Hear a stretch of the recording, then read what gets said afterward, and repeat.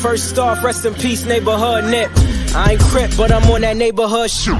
Building business, it's that black owned. If you hustle, better hustle till your pack gone. If you work, better work till your back hurt. And if you rap, make it better than your last verse. Yeah, more lyrics. Stick and move, Javante. AJ, El Presidente, Eddie Kane University. Hill gon' heal, regardless. You, B. Cannon, Bethel High School, by way of 3-Man Weave, LLC. Michelle, producer, Faith over here. You can catch this wave from the Marlins to the Mariners. Doing things you can't believe. It's the 3-Man Weave.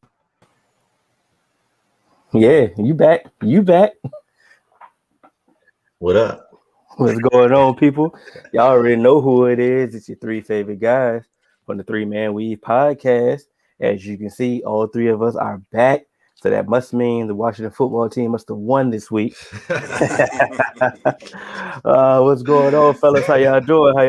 Y'all good? Yeah, man. We here. We making it. We surviving.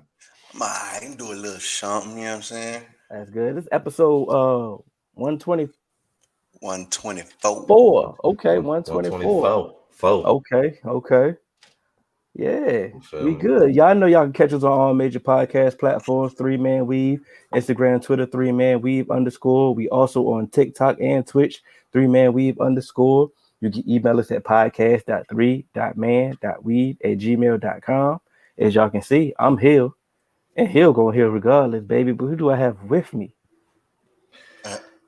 I'm looking at my red cup, so you know what that means. It's AJ, Mr. Red Cup. I have something very special in here, so this is going to be a really fun episode because, like you said, Washington football team must have won. But Well, what you got in there special, man?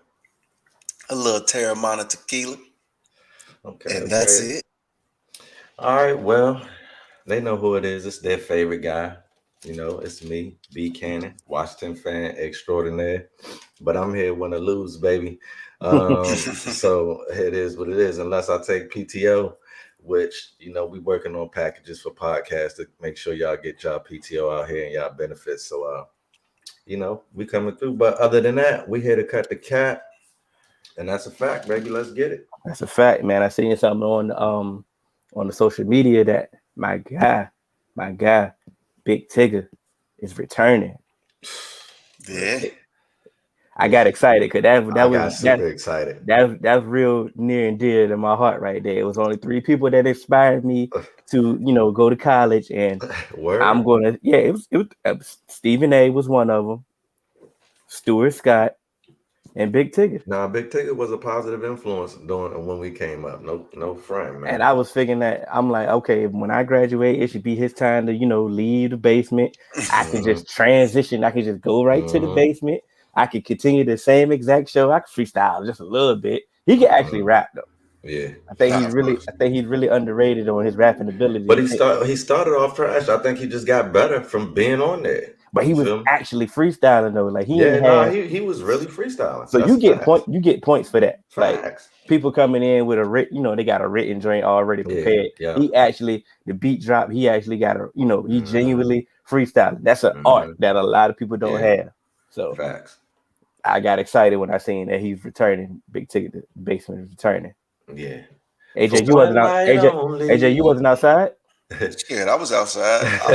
What I'm about to say is, I don't know if I'm about to bust y'all bubble, but y'all do know it ain't like it's one night only, man. Yeah, it's one night only, right? And so I think that's how they finna do the ciphers, by just bringing the booth back and everybody do their cipher in the booth. Now that's a great idea there. Yeah. That is a great idea. Now I was extra hyped by thinking this show. I think because I'm like, hip hop could actually use this show. Like absolutely. 100%. They can actually use this show. Like, I mean, it's a lot of young artists that we're not familiar with. Like, if let's say for instance, if they not on the Breakfast Club or something, like we ain't really getting. Rap City was the platform, bro. Yeah, so it was like, okay, we could use them with Big Tigger.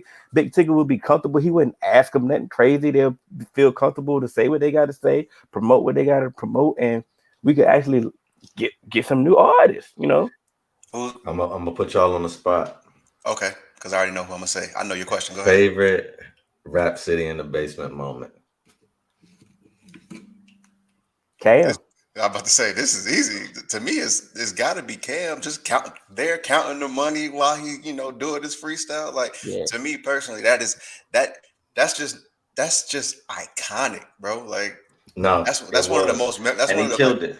Yeah, that's one of the most He killed it. memorable moments. But I got a moment that people. I can't even find the clip. I've been searching for the clip for years. I only seen it one time when it actually aired, and I've been looking for it for years. Queen Latifah in the booth on Rap City, bro. She bodied that one. Murdered it, bro. She murdered it on a real freestyle too, and it was her and Big Tigger killed it that episode too, so it was extra fire. So it was like both of them on some true hip hop, and it was like at the time I was like, the Queen is on Rap City in the basement. I'm like, I was asleep, bro. That's what it was. That's that you might. And when she started freestyling, I was like, yo, she legitimately had bars, but definitely Cam is up there. And you know who else? Who? The 2021 Man of the Year, Jadakiss. Yeah, I was gonna say definitely the lot. Yeah, Kiss definitely he had a moment. Ghostface and Raekwon also, man. Oh yeah, that was Raekwon can't do no wrong. And he went up there multiple times. The chef was up there multiple times, holding it down in the booth. Y'all gonna laugh. Bow Wow body his joint too. He did. I ain't gonna laugh. When he was talking about the females. That was T.I. T.I. wrote that. Hey. You think so? It's the delivery. That's all that matters. You think so? I mean, he credited for a lot of. I'm just saying, T.I. is a part of a lot of some of them Bow Wow songs. Yeah, but I like to think he wrote some of them too. But he was a kid. I'm sure some of that stuff had to go to approval and second writers. You feel me? At the end of the day, look, a lot of people do what you got to do, bro. I wasn't expecting Bow Wow to come up there off the top anyway. I mean, but see, that was the thing though. Like I think once again we was young, but I think we were conditioned.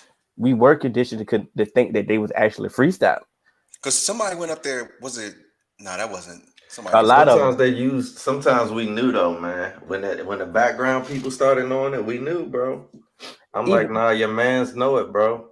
Even that though, but that was a style depending on who it was. Because let's say for instance, Philly people used to do that. They used to freestyle. If they knew it too good, I'm like, nah, this ain't no freestyle. Because sometimes you can kind of feel where somebody's going with the music. Nah, you can't. Even if I've never heard a song before, as they're going, I can kind of like put pieces together in my head. So like, he about to say this, so you can sit there and not know shit. I'll be in the car. I'm famous for not knowing the words in the car, so I'm gonna rap it along with you on first fucking listen. I'm in there going too, and so I'm gonna get a couple words right. My batting percentage, I could be an all-star about 30%. You know what I'm saying? I get some words and not heard your shit before. Nah, if anybody does that, they know I'm gonna ruin some lyrics, bro. Oh man, one of my favorite Hill moments when we was in Atlanta, and my type came up. I swear for God, y'all, one of these days, that video got to come on to the pod, bro, because that shit was iconic.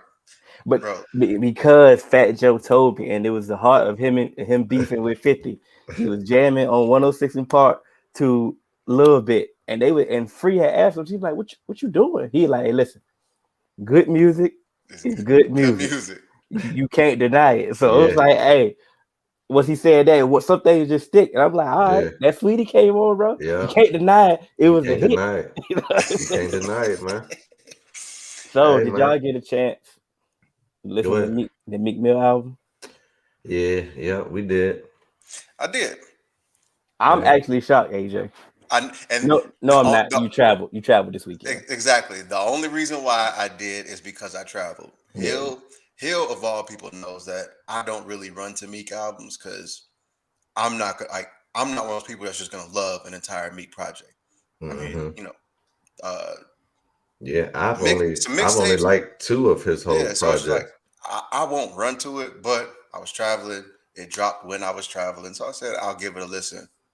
And it was a Meek project to me. And it's not one of his best Meek projects. I was hoping that when the intro came on and I heard the beat, I'm like, at least Meek gave me another fucking intro. That's what he gonna do. I don't think he did it with this stuff. It's all right, but it ain't that. I feel you, AJ. And then the joint with ASAP, with the B.I.B. beat flip. I wanted more. If you're gonna use that beat, I need more because I was outside. Like, yeah, that Crime Mob, B.I.B.I., Bone Crusher. That's what people fought to. I need that. You know what I'm saying? Yeah. And he didn't get that to me, so I'm a little bit disappointed. It's a couple tracks that I may just keep to, like when I have the shuffle on, if they ever come on, then I'm cool with it. But it ain't something I'm running back to. I'm not gonna lie. Yeah, it definitely. A lot of times when I listen to an album for the first time, there's already standout joints to be like, oh, the next time I get in a car, like I'm looking for them, and then I'm also looking for what other gems on the album that I may have missed. But it was like, I played the album and I was immediately like, go back to my regular rotation. So I don't know, but I am going to give it a second listen. I was traveling too, so I wasn't really in my listening mode. But my thing about Meek was, one of my favorite Meek albums is when him getting out of jail. So it's like, that's one of that, and of course Dreams and Nightmares. So it's like, I don't like a lot of Meek projects. Like, I've liked Meek as a rapper, but I really haven't been sold on his projects. I really did. I felt like there was a maturity about, the album when he was coming out of jail. And he was focused. But other than that, man, I'm like AJ. I look for the intro and a few bangers, and that's it. And so, well, I'm one of them ones. I'm sorry, Cam. Go ahead. I'm done. I'm one of the ones that I run to a Meek project. Call myself, a good Meek fan. And that's why you went last. I'm not a super. I'm not a super Meek fan. I'm not about to say put my cape on, but I was disappointed, and I think I was more disappointed because, like I said, coming off championship, you heard the growth, and we know Meek can rap. Like, that's the thing. When you know somebody can rap, and you hear them actually rapping like he was on championships, you be like, okay, cool. And I actually like championships because I felt like that's what he was doing. Yeah. So we coming on, we thinking he's going to give you that, and if you listen to the album, it took too long for him to get to the rapping. And I think the fact that if it was arranged differently, maybe you might like it better. I know for a fact I would like it better if it was arranged differently, because it gave me nothing but turn up songs. Like intro was cool. It's one of his worst intros ever, but it wasn't a bad intro. And it wasn't a bad intro. I was in the gym. I mean, he has a high standard for intros, so I understand why. But I was in the gym when I listened, and I normally don't like to listen to album in the gym. But I'm like, all right, boom, intro hit. I'm like, cool. Then another turn up song hit, and then another turn up song.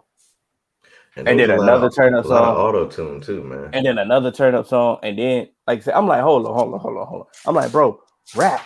I just want you to like rap. And then when he finally got to the songs where he was rapping, talking that talk like on championship, I'm already turned off at this point. You checked out. So it was like, like I said, for me, I wish he would have arranged it differently, like, spread it out. Because some of those turn up songs, they were cool.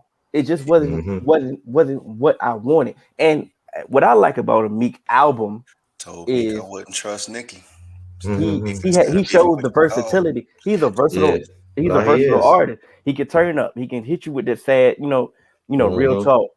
Get you with a party song, a club song. He can give you with a variety, and get you with some chicks. So I'm like, okay, cool. Give me the variety that I'm accustomed to. Blend it in.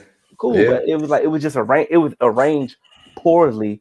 And that's why I received poorly. And I think He hanging with the young boys too much, man. But and I can't even say that because the young boys he hang with, they know how to arrange the album. But it works. It works for them. You see what I'm saying? Because that's what you're trying to listen to. You going to them. Like it works for them because they don't have the, like Hill said, you kind of expect more from Meek. And I will say this about Meek, I do consider myself a Meek fan, and I did tell Hill that I was looking forward to the project when he had asked, what projects were we looking forward to. So you put the bad mouth on it. You jinxed him actually. But the thing is, I look forward to just all major rap projects as a rap fan. So it's like it don't have anything to do with Meek, So like I said, I normally don't bang his albums like that. It's really Dreams and Nightmares for me and Championships.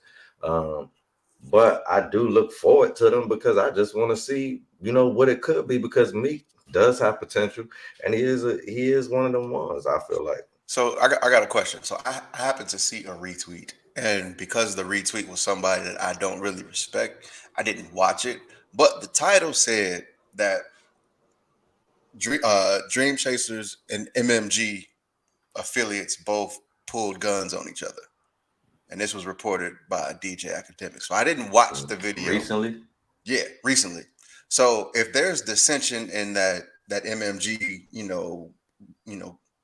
ranks with MMG and then Dream Chasers, do you think not necessarily having Ross around may have played a part in that? Because one thing Ross is going to do, he's going listen to it. He's got a good ass fucking ear when it comes to arranging the album. Do you think that played a part in it? Absolutely. I see you shaking your head here. I didn't even know that happened, but I do think not having Ross around may have played a part in the arrangements for sure. Just having a good ear to put it on to.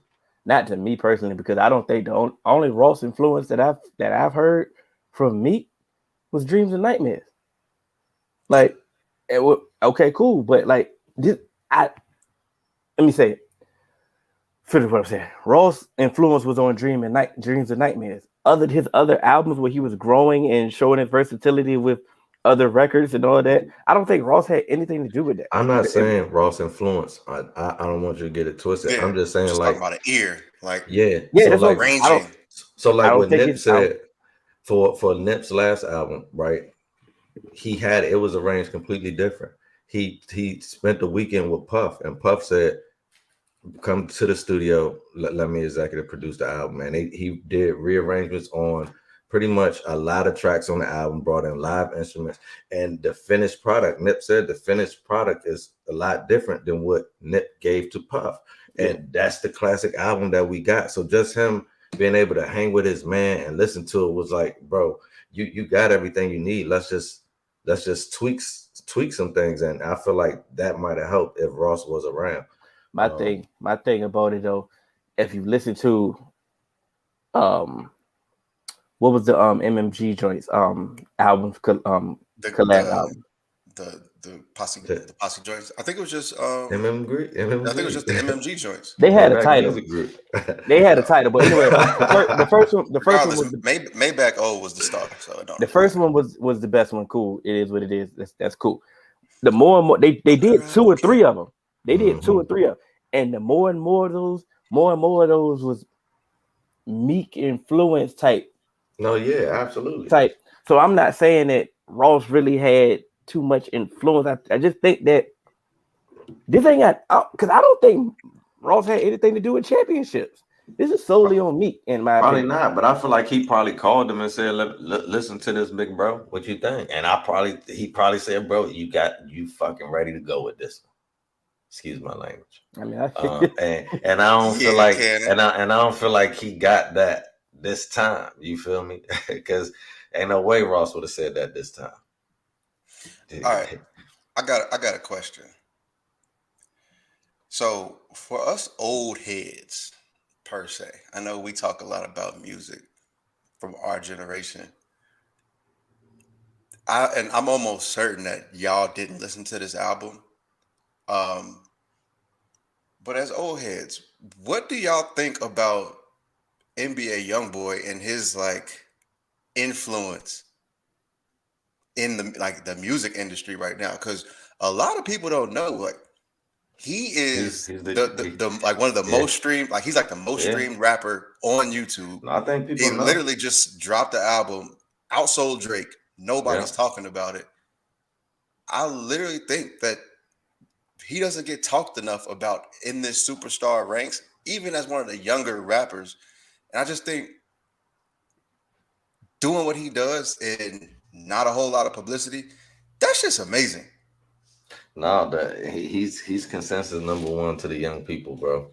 He is the people's champ. He's that guy, and I don't like. To me, it's crazy that you have young guys like I think I consider Lil Baby still a young guy because he's new and they came out around that same time, but it's like this dude, regardless of what you think about it, he don't miss. Yeah. And what I say, he got the streaks, bro. What I say he don't miss. I say he don't miss in the sense of he gonna sell, and that's just like Drake. We know regardless of what Drake put out, Drake gonna sell. NBA YoungBoy is gonna sell, and to not have the publicity that Drake has, to not be the cross genre star that Drake is, he doesn't need it. He don't need to be to do that, and to still stay true to who you are. It's almost like, do you really need to cross over? Not anymore, bro. And that's what I was gonna say. So the great equalizer is streaming, bro. So the thing about crossing over is because before, if you were a underground hip hop artist or you were catered your music to the streets, that was it. That's only who purchased it. But now street has become viral. So it's like, bro, these little white kids be at the goddamn these little white kids be at the goddamn rap concerts more than black people. Bro. So and it was crazy because when I was in Cincinnati, Dirt and Lil Baby, they were doing a show, I think right after I left. And I was gonna go, and one of my friends was like, "Yeah, I'm gonna go to the show." I'm like, "Nah, that ain't the type of show that I'm about to be at right now. I got a baby, I gotta get home to." Yep, that's. But then I started realizing, man, I seen the crowd. Yeah, I start seeing people on social media in the crowd and stuff like that. But I'm like, these people ain't causing no trouble from what I'm seeing. Yeah, I see some people that I know, but ain't nobody else. Majority ain't nobody causing no trouble out there. I'm like, hey, man. It's a different day. It's a different day and age. It is, man. You know what? It is. So hold on. I've been completely neglecting our supporters. So let me just get back into it real quick. Go ahead. I'm sorry, y'all. Mark Jackson, our guy, he said NBA is a star. He just needs to stay out of trouble. Yeah, that's facts. And the narrative around him as a person keeps him from getting the shot he deserves. And he said the suburbs be listening to more trap music than HBCU homecoming. And so it's that's the point that I was making. So it's like he don't need to cross over. You don't need to cross over anymore. Like with streaming and the internet, you can literally be yourself, and that can be enough for millions of people to love you, because it's like there are people like NBA YoungBoy all around the world. They just never had access to him before, and now 100%. You put it online, and everybody has access. So it's like, stay true to yourself. That's it's working for him, and kudos to him. Even though I'm not a particular fan of his music, I did listen to the album though, AJ, just because I want to know what the young people are listening to that I encounter on a daily basis. You feel me? And they do love NBA YoungBoy. And also, I will say he was nicer on this album, not nicer like personally, but lyrically and rap wise, he was nice on the album than I figured. You feel me? So I actually hold on, Marshawn, gonna get to your question in a little bit. Let me take that down real quick. But I actually like his older stuff, and his older stuff was a lot more street and a lot more raw. Now it's more he's getting into that, what's popular now. It's more so just kind of the melodic rap, auto-tune, etc. But 38 Baby, like that mixtape, that still gets spins for me to this day. Never Broke Again, that gets spins for me today. Yeah. So I've definitely been a fan when I was living up in the DMV. That was one of the things that was definitely getting played. So seeing him get to this level of success and to still be, so young, and he's a high school dropout, from Baton Rouge, to be in this position. I'm proud, regardless of the trouble that he's gotten in. He got out of it. The amount of success that he has, and to where he's at, bro's an anomaly already. And so let me get back to Rashawn's question real quick, where he's saying has hip hop gone pop? No, it hasn't gone pop. It's just popular music. We've all. It's always been popular music. Let me not say we. Let me be a little bit more direct.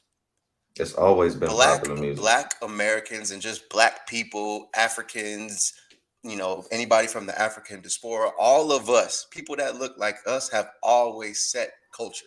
Mm-hmm. We've always been mimicked. Everything that we do kind of sets what's popular. So I won't say has hip hop gone pop. People have realized that we make the most popular style of music. Hip hop is the standard, bro. You'll see our status quo. Because people talk about pop because they think about just like the bubblegum stuff, the Britney Spears, the NSYNC, Backstreet Boys, and the boy bands and girl groups and stuff like that. No, popular music is just what's popular. You won't necessarily see us get our just due on certain award shows because those award shows wasn't made for us. And so they are going to let you think that this is what is good. It's the same reason how Macklemore can get a Grammy over Kendrick Lamar. You know what I'm saying? Mm-hmm. Because that's what they perceive as, the standard. We control the standard, but so many times we look for their validation that they can decide what's cool to us by using our stuff, but picking and choosing what they want to allow in because we look to them for validation. Yeah, I definitely don't feel like hip hop is gonna pop. I just feel like hip hop is a status quo. It always has been. We just didn't have access to the data. And like I said before, with the NBA YoungBoy question, the internet is the great equalizer. So it's like now you can control your metrics. Like before, there was someone telling you, AJ, you had this many plays. And it's like, nah, I can see my plays now, bro. So it's like, you can't really do any of that stuff, try to hold me back. All the various ways they tried to hold us back at every turn in the music industry, at the radio station, on the back end, controlling your music, all of that. And all of that is changing now. So it's like, you're going to see more and more hip hop artists lead the way because we've led the way for real. Like you said, we've controlled the radios since 94, 95. And R&B as well. But like you said, we've African. We've controlled it. We've controlled it before this. Yeah, even before that. But because they'll talk to you about Elvis, but Elvis, he's like Soulja Boy said, he stole my whole flow. No, Chuck Berry, bro. You see what I'm saying? He's the king of rock and roll, bro. Elvis, he stole from everybody. Then you got people that, as the generations go, they stole from Little Richard. They stole as you go through it, there's somebody at every turn in the music industry. You had them, doing the wop, bop-a-loo, bop-a-wop. But Little Richard put that soul in it, throwing his head down, perm, sweating down his face, you know what I'm saying? Sweating. So, they've always tried to emulate, but, and so it's even in your sleep, you couldn't rest better. It's always been pop. Oh, 100%. So, before we move on, because we ain't really talked about, a whole bunch of shit. But I do want to ask this since Hill's here now, and it looks like Hill's joining us from his phone, because he's having technical difficulties. Look at him. It's okay. It's okay. Crazy. You all right, Hill? I had to use my phone. My charger it ain't working. So it's like. Ain't nothing I can do. Once again, Hill has arrived with the technical difficulties. But so once Drake's album dropped, there was kind of like a little, debate on Twitter where people were talking about, is Drake a bigger superstar than Michael Jackson?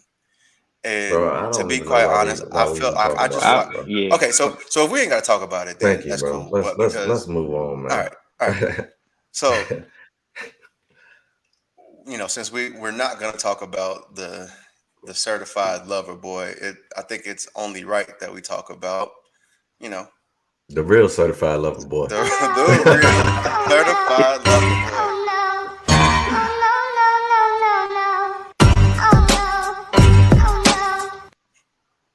You see your man, bro? Look at your man with the sauce, side. With the sauce side. Look at your man. Y'all know that was his bar? I'm not surprised. That's his bar. But that's what I'm saying. So he better start taking phones. We're not surprised, bro. Yeah, dummy. Bro, listen here, man.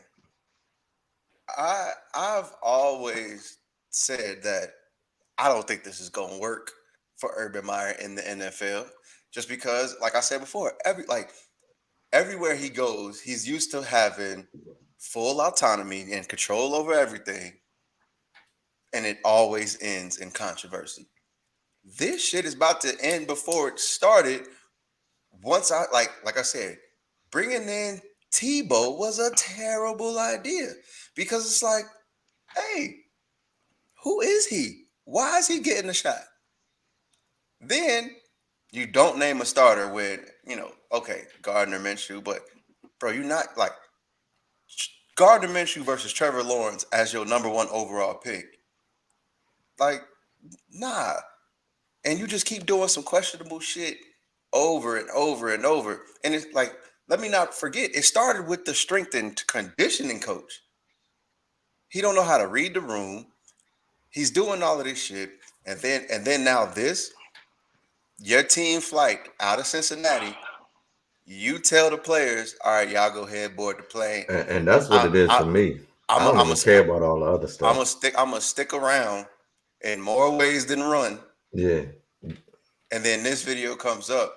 You're that horny, bro. Bro, you're that horny, because essentially all of us played sports before. All of us had to travel with the team. Essentially, you know that it's a business trip, and it ain't over until you get back.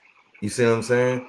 And so for you to send your team back, bro, not travel with them for Cuddy, and this is my thing. A few years ago, your words, Urban Meyer, I love you stepped away from coaching to get things back right with the family. And it's clear to me what you were doing with your coaching for those previous years, man. Like, because you older now, so imagine a young Urban Meyer when he was coaching and on college campuses. On college campuses, no wonder so he had students out there catching bodies. He was out there in the streets too.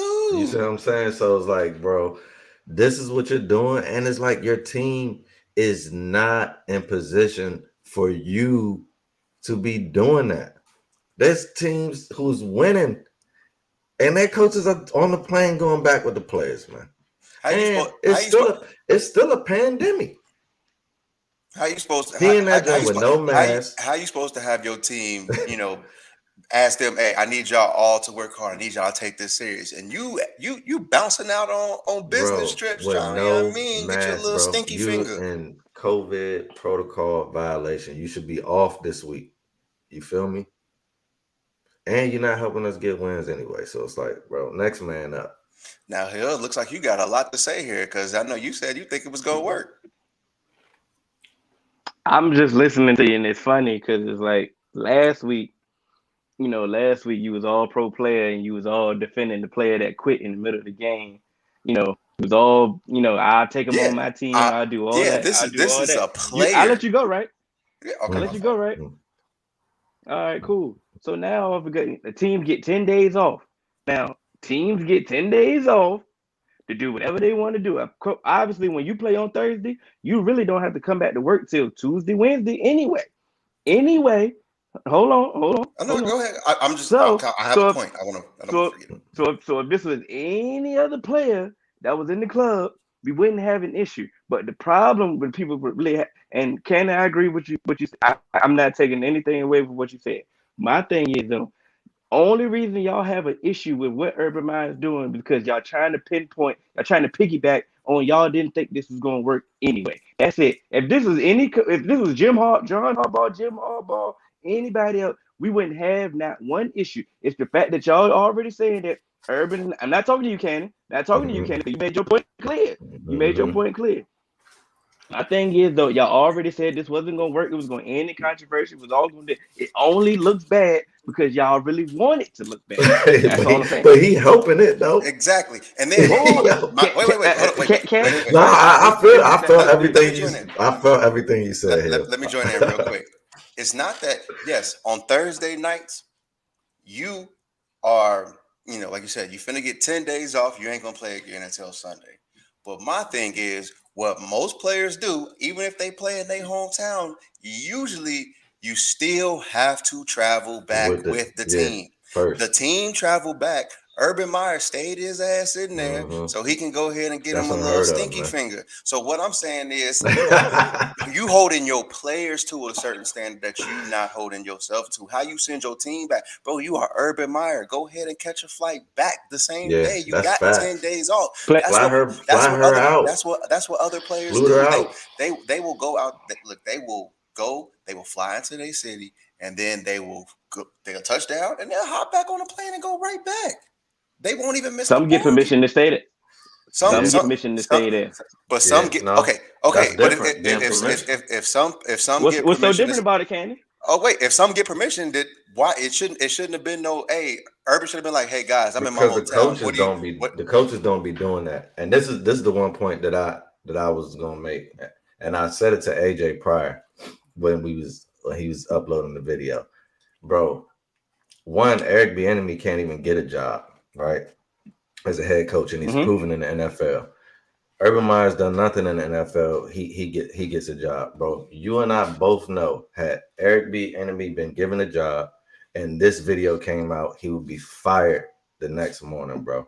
They would have had his head on a stake, bro. And so that's really my biggest issue with it is the fact that it's almost like it's kind of a joke, but it's gaining steam, and I'm happy that it's gaining steam now, but it's like it's taking so long, and it's a clear example of privilege to me. So it's like there's no like if that would have happened in Miami or anywhere else, bro, it would be issues.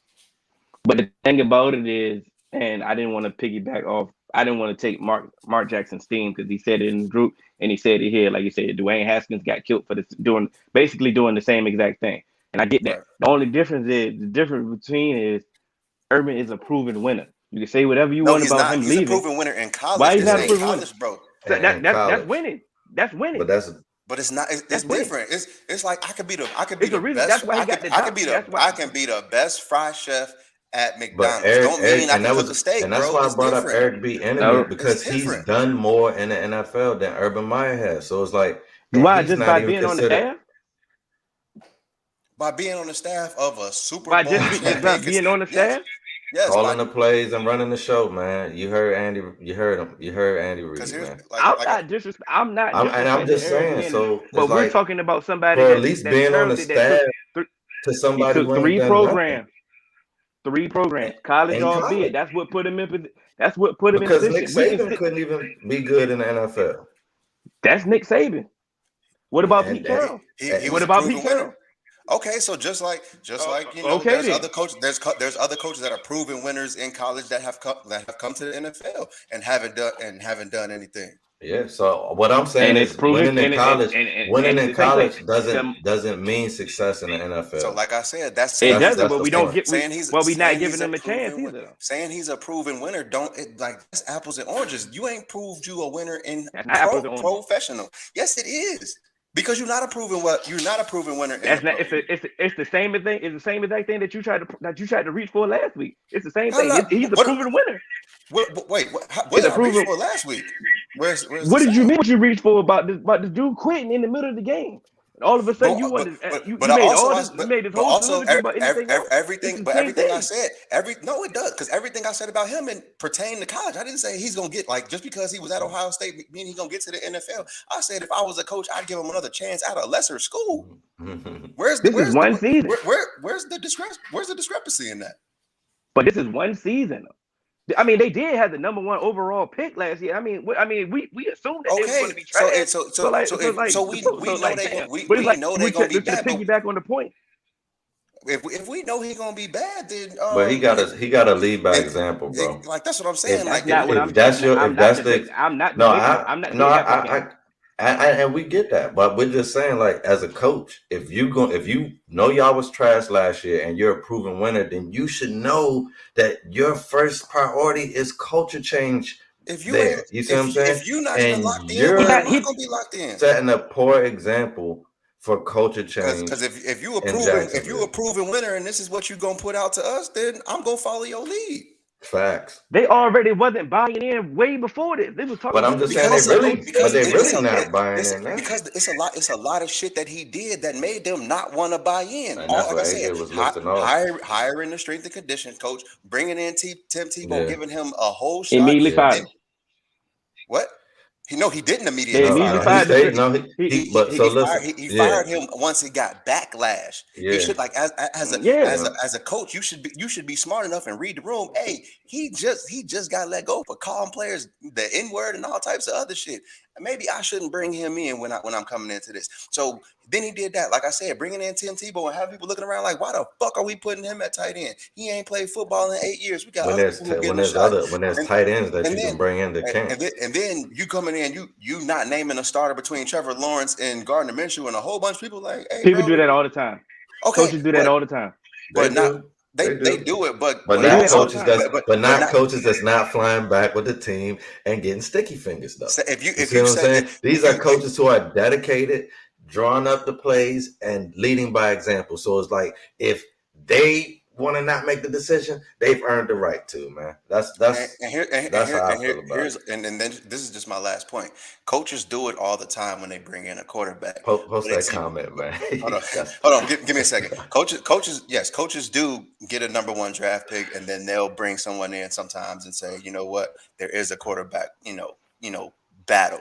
But what I'm saying is, the way he can possibly lose that locker room is if the entire team is like, hey, Gardner Minshew can't do shit that Trevor Lawrence is doing. Why hasn't this been, said like, hey, he's our starter and let's give him all of these first team reps and all of this practice and let's move forward. Yeah, because you could say, like, he's a real victim. Yeah, you could say Trey Lance and Jimmy Garoppolo. Trevor Lawrence is a real victim here. Hey, bro, that is correct. That is 100% like Eric Post. Facts, Eric Post, Joe Burrow had to overcome an ACL. Trevor Lawrence got to overcome Urban Meyer. Yeah, shout out to Marshawn. But this is most of the thing, like I said, this is stupid from Urban Meyer. I'm really not defending him as much as it makes seem.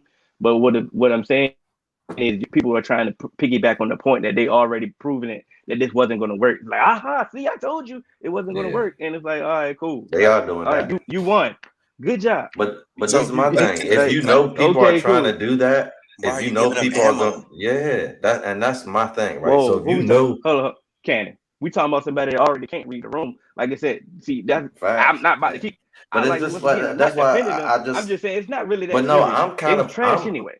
But see, I'm not looking for you to defend. I'm really, and this is something that I do all the time on this show, I'm trying to get into the psyche of the people who hire Urban Meyer. Like, what will make you step over qualified NFL caliber candidates? Because this was they got from the jump. You see what I'm saying? That's what I really want to know. Because he's a proven winner in college. They done this before. This is what I'm saying. But are there no proven winners in the NFL? So it's like, if we were in a business and we were trying to hire a sales manager and they had done sales before. We don't want someone that sold floors if we don't sell floors. We want someone that sold cars if that's what we're doing. You feel me? Yes, you have experience in sales, and some of those skills might translate, but if we're moving cars, we need a car salesman, bro. So it's like, I feel you that he's a proven winner, but it's different. Aren't a lot of the concepts coming? Aren't a lot of the NFL concepts coming from the college game? I'm not saying more towards the college game. That's why wouldn't we say that though? But why wouldn't we say that though? So why not get somebody that's from the college game that's dominated the college game in multiple spots? Yeah, bring him up, train him up, and let him learn. We don't have to. Don't throw him into the fire. They do it all the time. They don't have to. They don't do that. Yeah, and it don't work all the time. That's all I'm saying. And it don't fail all the time either. That's I mean, Pete Carroll. We said Pete Carroll. How many others? Matt Rule, ain't nobody saying nothing negative about Matt Rule right now, bro. And I also ain't sold on Matt Rule neither. Like he ain't won no championships or done nothing. So it's like now you got to win a championship. Now you got to win the championship. No, man. But I'm just saying, like, bro, you're just saying proven winners. Matt Rule is not a proven winner in the NFL, bro. Yet.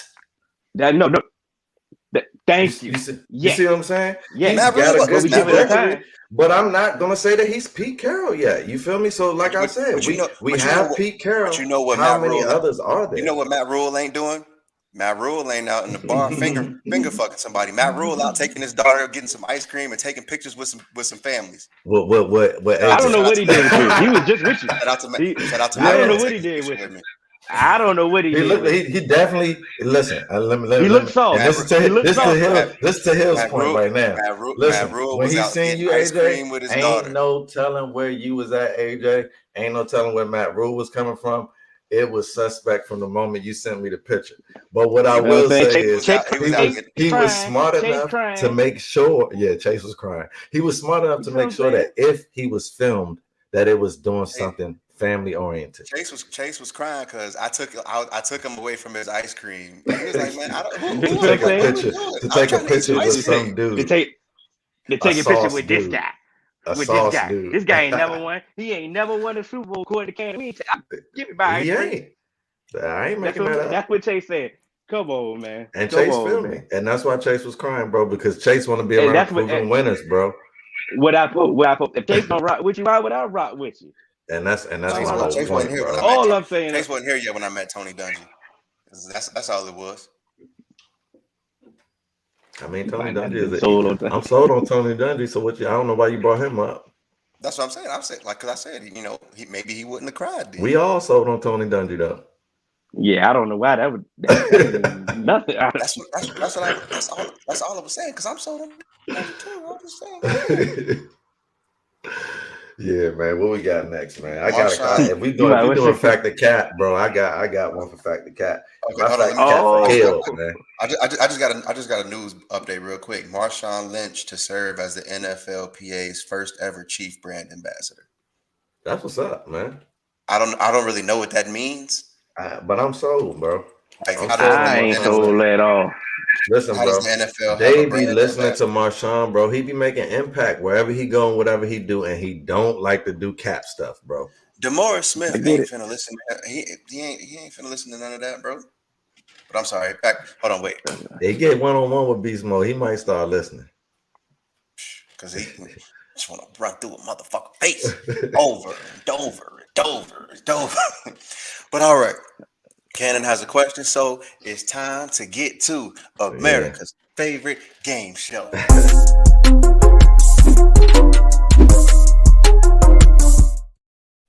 Cannon, what's your question for D Hill? Fact the cat. Zach Taylor deserves credit for the Bengals start. Some credit. Let me rephrase that. Oh, I like that. Okay, go ahead and preface that. Yeah, that's smart.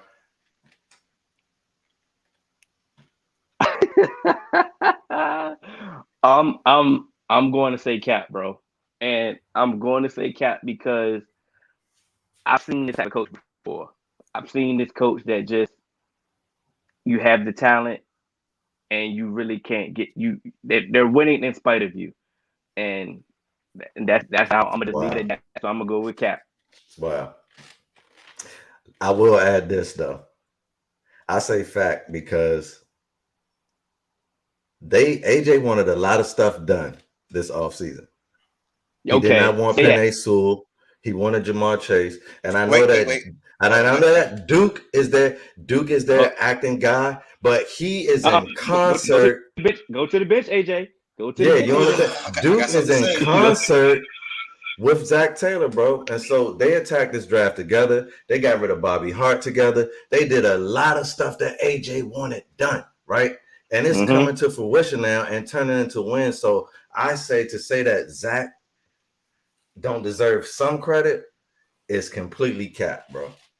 So next question. For that point right there, I agree with your statement. Like I said, a lot of the stuff that AJ did want, they are doing. And but for me, I answered the question. And I respect your answer. No. The reason why I just answered it football wise, and that's how I answered it. Yeah, AJ, and it was legitimate. So AJ, the floor is yours. So I want to address something. I didn't want Jamar Chase over Penei Sewell. I have always. Yes, you did. No.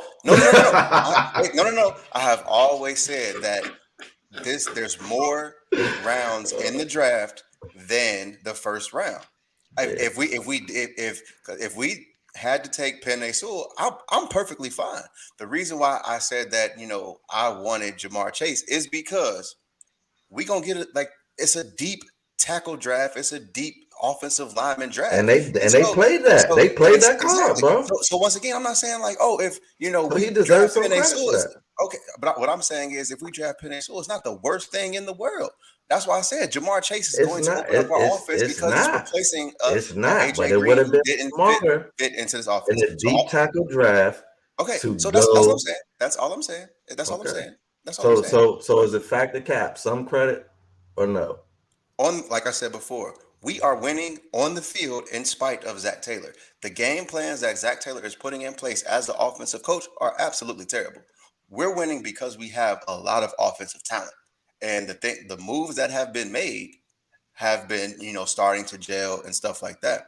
But Zach Tayller calls our plays. Zach Taylor is he's coming in with a terrible game plan. There's no reason that some of these plays working, man. What'd you say?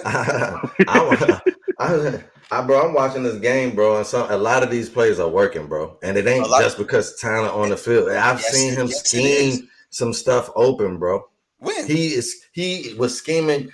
Ujum, I can't say his name. He was schemed open, bro. That was Zach Taylor calling those plays.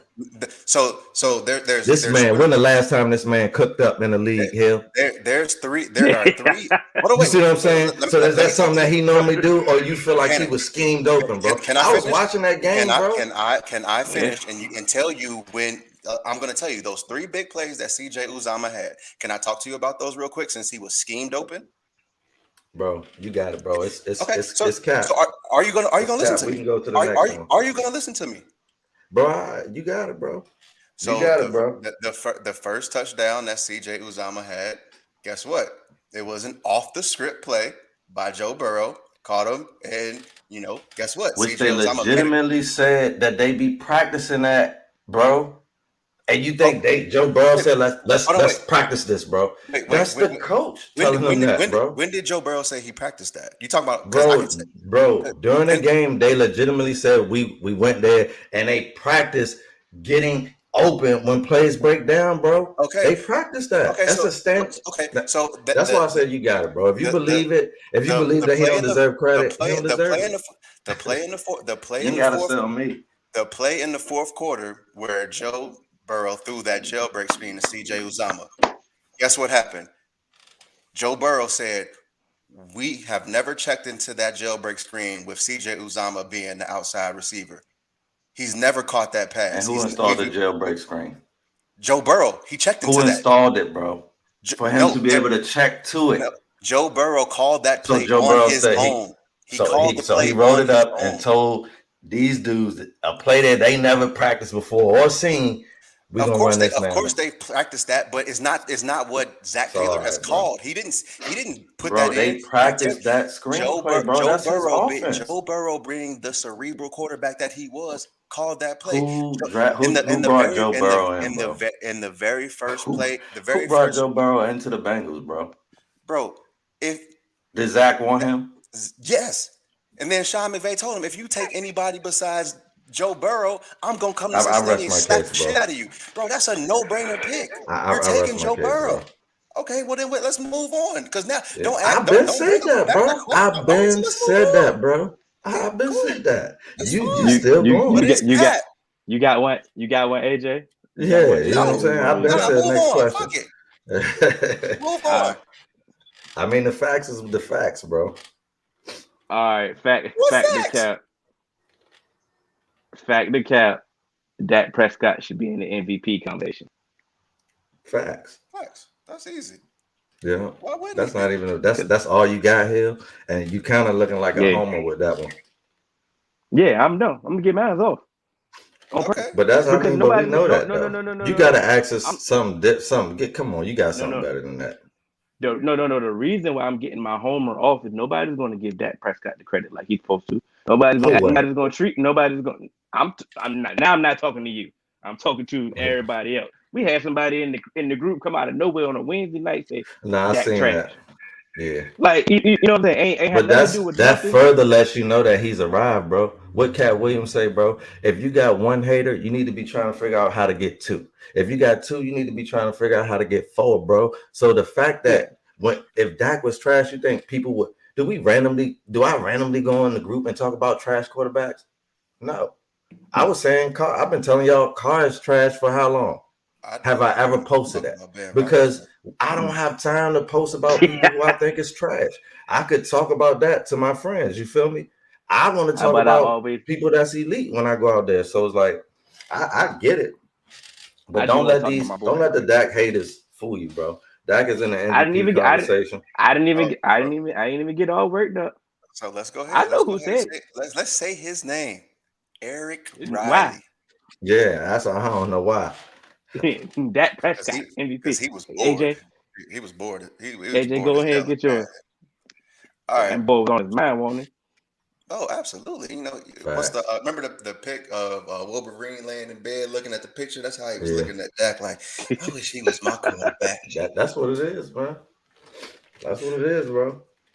All right, so my factor cap is, regardless of the outcome, are the Rams still a top contender in the NFC? I think so. What outcome? The game by the Cardinals. Yeah, the game. What you mean, bro? I think they're still top. Yeah. And I'm glad you brought this up because I did want to talk about the Rams. That was in my notes. I actually put it to my notes so I won't forget. But I do feel like they're a top contender team. But I feel like they were a top contender team with Goff. You see what I'm saying? Which brings me back to my point about the Stafford trade. Like, everybody is just assuming that Stafford's going to get them over the hump, but we ain't never seen Stafford get nobody over the hump. And that's the thing. And I know we only seen him with Detroit, but that ain't my fault. You know what I mean? That's the actuality of this man's career. So you know, that's the actuality of this man's career. And I know that Kyler Murray looked like a contender. You feel me? And I just see that Matt Stafford looked like Matt Stafford to me. So it's like, you know, he got a super powerful arm. He can make the plays, but he also can trick it, you know, just as easy. So it's like, you know, but more often than not, he does what he's supposed to do. But, you know, hey, that is going to be a tough division out there, you know. So do I think they're a contender? Yes, I do. But if they think that just bringing in Matt Stafford is going to do it for them, they are sadly mistaken. They better add some more wrinkles to their offense. That was the part that got me because I'm like, everybody, Goff couldn't do that, and Goff couldn't do that. I'm just letting them talk. I'm like, okay, Matt Stafford did look good. Him and Cooper Kupp's connection was looking good, but I'm like, I've seen this before. Like, I've seen this offense. It was a touchdown. They act like Goff never threw touchdowns. Yeah, that's what I'm saying. Like, we've seen this offense put up numbers before. And then last week when they were struggling against the Cardinals, I'm like, this looks eerily familiar. Like, this offense looks familiar. Everything about what they're doing looks familiar. I'm like, I thought he was supposed to bring so many changes to McVay. I thought he was supposed to open up the offense for McVay and everything. I'm like, all this looks the same. Now I'm not hating on him. I'm just like, y'all gotta relax. Like the expectation is Super Bowl. Bro. Golf got to the Super Bowl. You can say whatever you want to say about golf. Mm-hmm. I see you, AJ. AJ, you had a lot to say about golf. They made it to the Super Bowl with golf. Mm-hmm. He was throwing the ball. But my point remains is I still think Matt Stafford is at least a little bit better than Jared Goff. And I agree. So by saying that, by having someone just who's a little bit better, who's a little bit more confident in making certain throws and has a little bit, more talent, I think if you can get there with Jared Goff, that little bit more can help you get over the hump. So I do think it's a good move for him because I think you can get more with Matthew Stafford. Let me tell you why a little bit more is not going to be enough. And this might be a historic moment because I'm about to quote Booger. So the reason that's not going to be enough, bro, is because one, I know Sean McVay's offense because he was our coordinator, our tight end coach for years. He implemented a lot of stuff that we were doing in the Shanahan era, even going into the Gruden era. He implemented so one thing that Sean McVay loves is that play action post to the opposite hash, bro. And it's the thing about Tennessee. So it's like Hill said, you bring in Matt Stafford, but it's like the offense looking the same.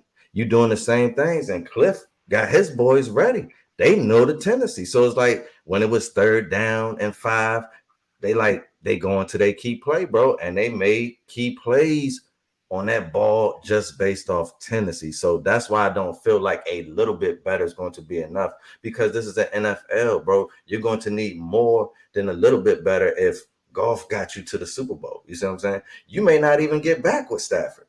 So it's like, especially with the compensation that you gave up. Yeah, no, absolutely. I got one more. Or did somebody else have one? I can't. Nah, you go. If that's some new players for Stafford. You see the what? I see the comments, and we got a few in the comments. I can't. I'm on my phone, so I can't pull it up. Okay, hold on. Factor cap Jimmy G won't see the field again this year. I'm gonna say cap. I'm gonna say cap. Yeah, I'm gonna say cap too. So I'm gonna say fat because go. You go. I'm gonna say cap. I don't know if it was because of just like he wasn't you don't get those reps. But I felt that Trey Lance, they got him because they thought that it's possible that they can kind of ease him into it. And now it's almost like a trial by fire by just throwing him in. So I think if it's not serious with Jimmy G, and Jimmy G may miss a game, maybe 2, he'll see the field. But if it's a long-term injury where it's like 4 or 5 games, then I think it's going to be Trey Lance because I think he'll get acclimated. But I think right now, I don't know if they really want him to be the passer in the NFL yet, because the windows are tighter and stuff. So I think they're trying to acclimate him to that and stuff. They see the talent, but they don't know if it's ready just to, be as polished as what they need and what the expectations that they have. I just feel like he on a short leash. So when your leash is short, Trey. So it's like, I think Jimmy G's leash is short, but I think I mean, of course, but it's like they're going with Trey now. So it's like you haven't proved anything. So it's like you're the guy with the leash. So it's like, all right, as soon as it goes bad and it stays bad, I feel like we might see. And then there's always the injury factor. So it is the NFL. All it takes is one play. So it's like, there's a lot of backups that's going to see time this year. So to say that Jimmy G ain't going to see the field again this year, I think that's a stretch, because there's plenty of backups that's just going to see the field, even if it's just for a few plays. You feel me? But I think that Jimmy G will start another game this season.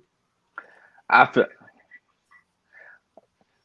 it's a fact. I think they're trying to find ways to get Jimmy up out of it anyway. Yeah. I do think they're trying to do that, but they ain't trying to tank to do it. Yeah. I ain't say they was taking. They wasn't really clicking on all cylinders. Yeah. They wasn't clicking on all cylinders on offense. So it's crazy. It's like, they had one good offensive show when they went against Green Bay. I mean, went against Detroit the first game, but it's like the offense ain't really. And I think every time they've been putting in Trey Lance in the game, it's like they found a little spark in that game. You know, I hate the 2 quarterback system, but it's like finance. No, so it's like true. now they have a full week of preparation of getting him ready to play. They can finally devise a game plan that put him in position to, to succeed. So I think that they're going to lean on this running game way more than what they was planning on doing. They're going to implement a whole bunch of more jet sweeps and reverses and all that. I think his offense is going to go to a whole new level, but I don't think Jimmy's coming back. Give my cousin a rock, man. Your cousin ass fumbled. And he and the dog. Let's not talk about your cousins neither here. Your cousins ain't all elite neither, man. And Lord, let's not get on Williams. You got more people in the league than anybody. And Williams they be tricking. Tricking it up. Yeah. I do want to. Go to the next one, Yeah, this one right here. Factor cap short preseason caused some teams to have a slow start. That's easily capped to me. I think. Yeah, I disagree. I disagree with that because I don't think it was a short. It wasn't a short preseason. The 3 games. Because the people that was gonna play in game 4 might not have made the team anyway.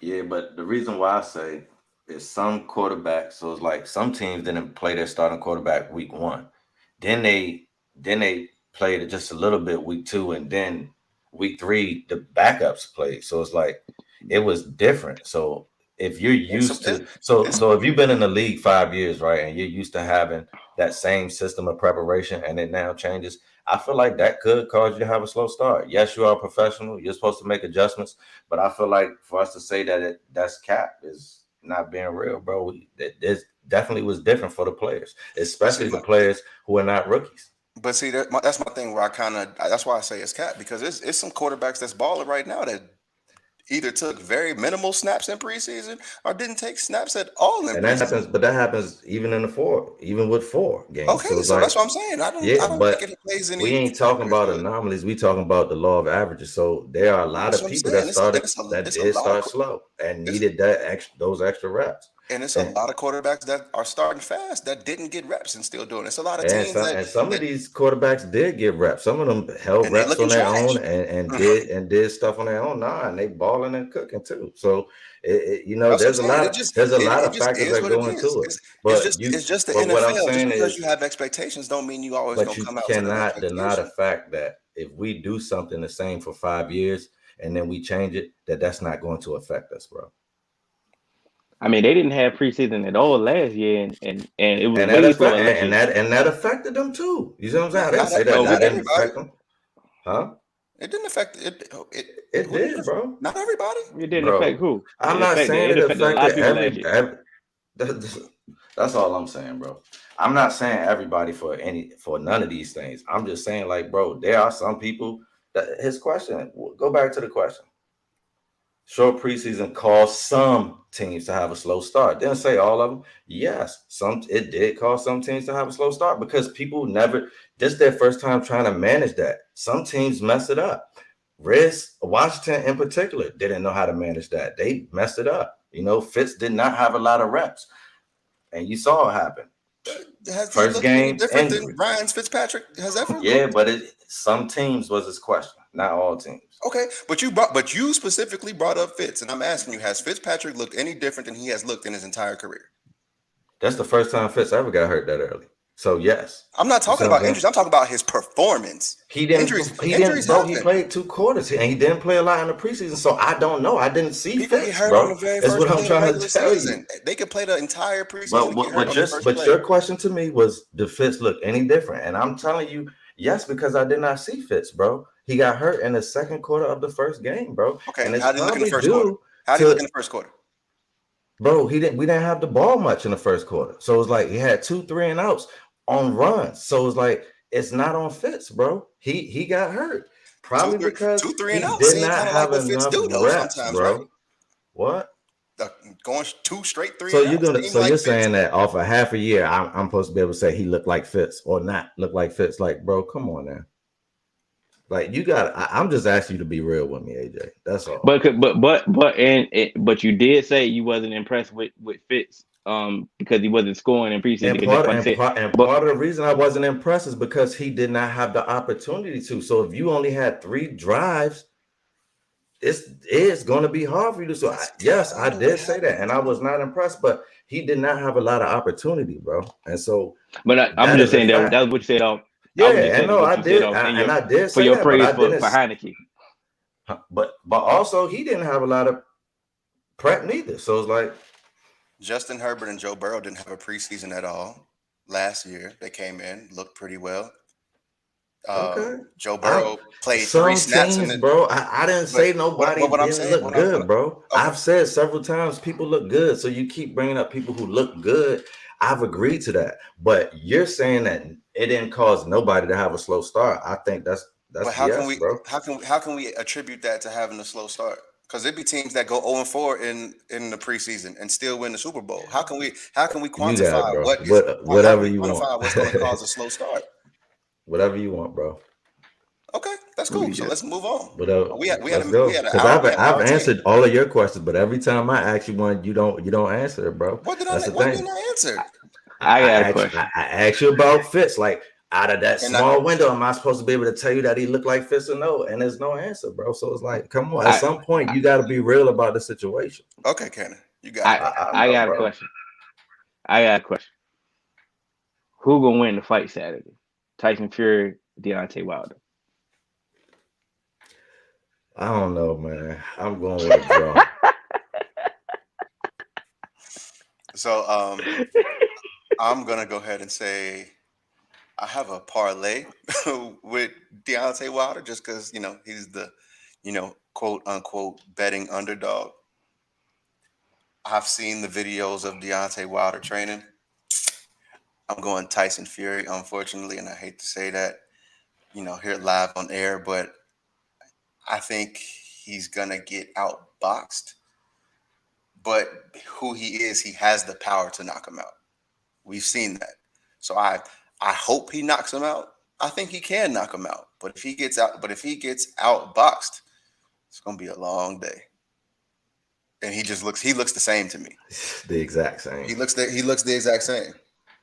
I lost all. But I'm also not sold on. I'm not that sold on Fury either. Yes, he's a better boxer than Wilder, but you don't have any title defenses, bro.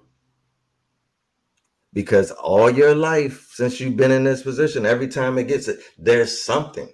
You see what I'm saying? There's something, whether it's your personal life, whether it's your boxing life, there's always something. So it's like you got just as much to prove as he do. I ain't saying he just got nothing. No, I ain't saying you not. That's just my opinion. To me, they both got a lot to prove to me. I think it's nothing to prove at this point because it don't matter anymore. The reason why the reason why it doesn't matter anymore because Joshua just lost, and I know y'all sitting there like, what does this got to do with this fight? No. This fight, what comes after? Yeah, like okay, what do y'all do after? Like we only get in this fight because Cheney, we owe this fight because Cheney. We're only okay. Set it up. I wish I could.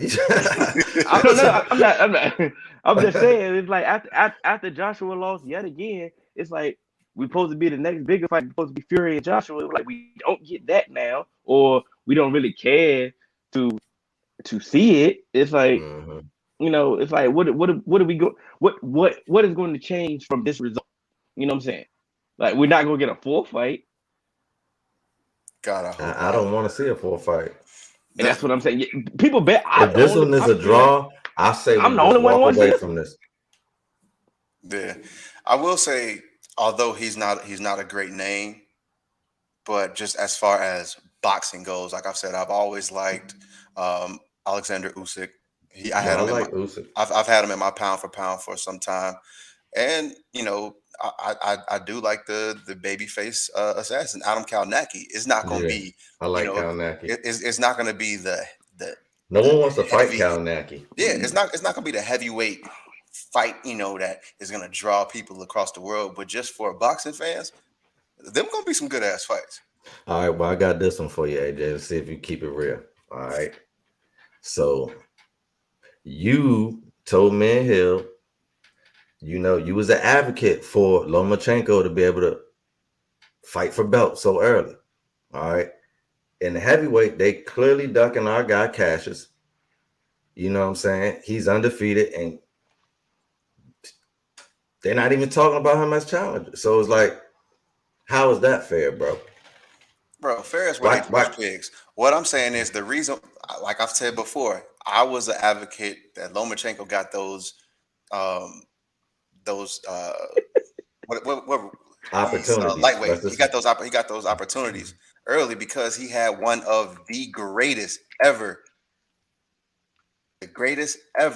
amateur boxing background. But what you just tell him? What you just tell him about college?